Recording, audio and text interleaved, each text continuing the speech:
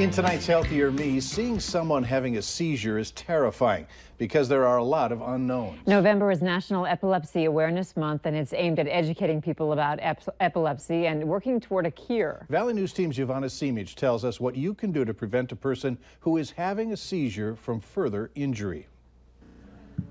Imagine you're having a normal day, then all of a sudden you see a friend or family member lose consciousness and their body gets stiff. If that's the case, you just witnessed a seizure. What we mean when we use the word epilepsy is that someone's had a seizure or had 2 or more seizures, and we think that they're prone to having more seizures without something that's specifically setting them off. According to the Epilepsy Foundation, 1 in 26 people will develop epilepsy sometime in their life. So if you come across someone who is having a seizure, do you know what to do? The best thing to do if you come upon someone who's having a seizure, you witness a seizure, is to try to just make sure that that person is safe in their own environment. Gently roll them on one side, support their head, and remove any dangerous objects nearby. Dr. Diamond says don't restrain someone having a seizure and never force something into their mouth.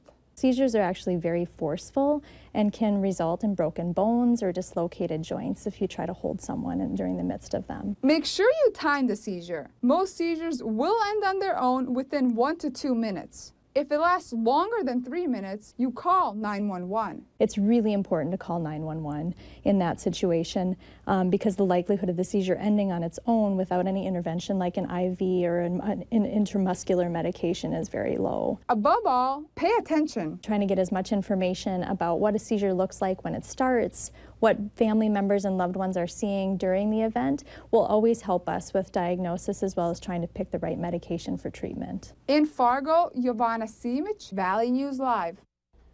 Also, there are support groups locally for those with epilepsy, and for more information, go to our website at valleynewslive.com and click on this story.